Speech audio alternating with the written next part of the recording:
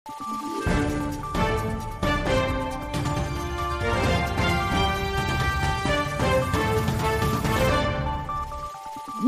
araw, Pilipinas! Ito ang Valiente News hatid sa inyo ng Office of the Vice President.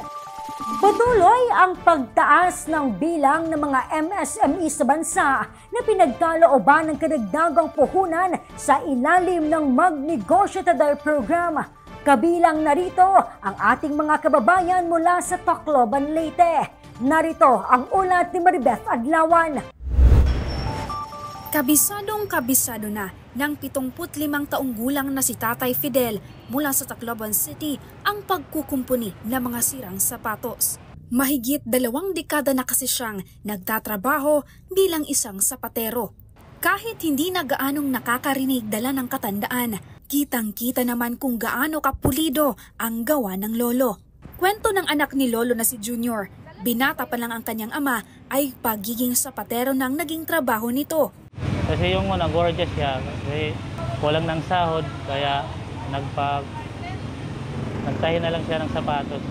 Dito na rin itanaguyod ni tatay ang kanyang 6 na anak. Nang minsan magkaroon ng kliyente ang lolo, inabisuhan umano siya nito na lumapit sa OVP Eastern Visayas Satellite Office upang maging bahagi ng Magnegosyo Today program.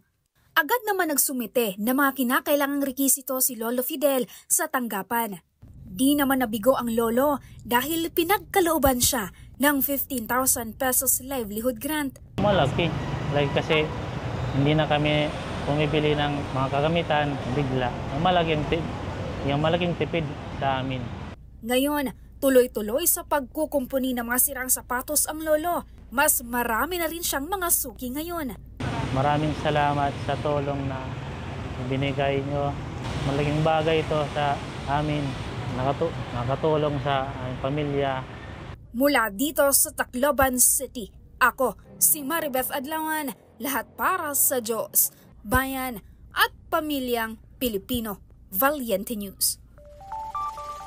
MTD program naging tulay sa patuloy na paglago ng tindahan ng isang vegetable vendor sa Tacloban City.